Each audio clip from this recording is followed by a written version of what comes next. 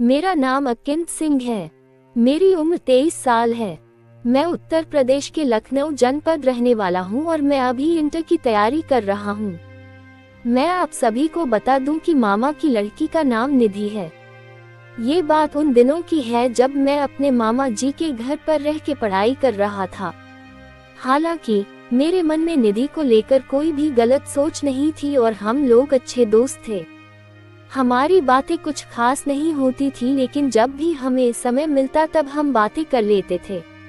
निधि भी 12वीं में थी और हम दोनों की 1 महीने बाद यूपी बोर्ड की परीक्षा आने वाली थी।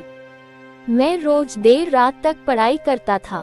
एक दिन मामी बोली, अंकित बेटा, तुम निधि को पढ़ा दिया करो, अगर तुम्हें कोई दिक्कत ना हो। मैंने भी मामी को हाँ कर दिया। अगले दिन से मैं जब भी पढ़ाई करता तो उस समय निधि भी मेरे रूम में आ जाती।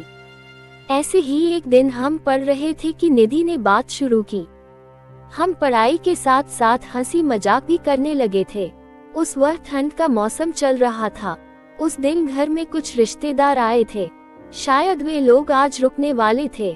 मैं अपने कॉलेज से वापस आया तो मामी मेरे पास आए और बोली, अंकित, खाना लगा दिया है, तुम खा लो, बाकी सब लोगों ने खा लिया है।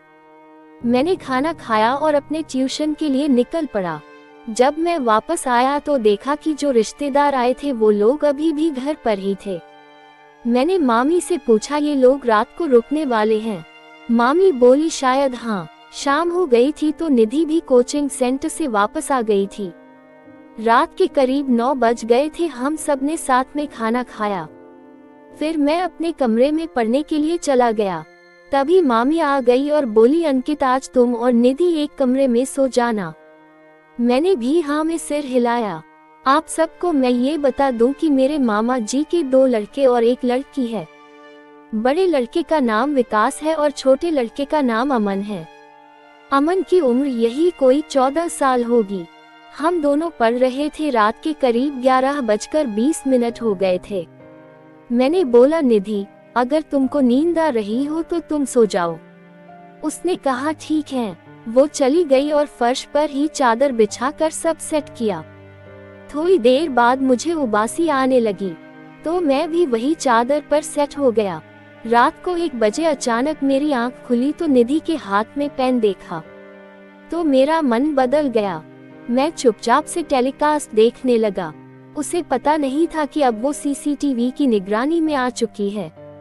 पास में ही मेरा मोबाइल पड़ा था। मैंने सारी फिल्म को रिकॉर्ड किया कि तभी उसका ध्यान भटक गया।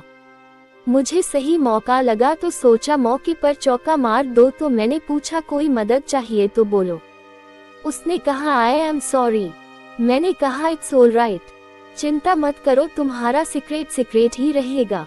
फिर मैंने निधि को ऑफर दिया तो उसने मान लिया।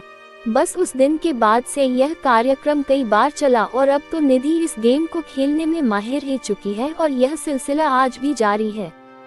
कहानी पसंद आने पर वीडियो को लाइक, सब्सक्राइब और एक अच्छा सा कमेंट जरूर करें।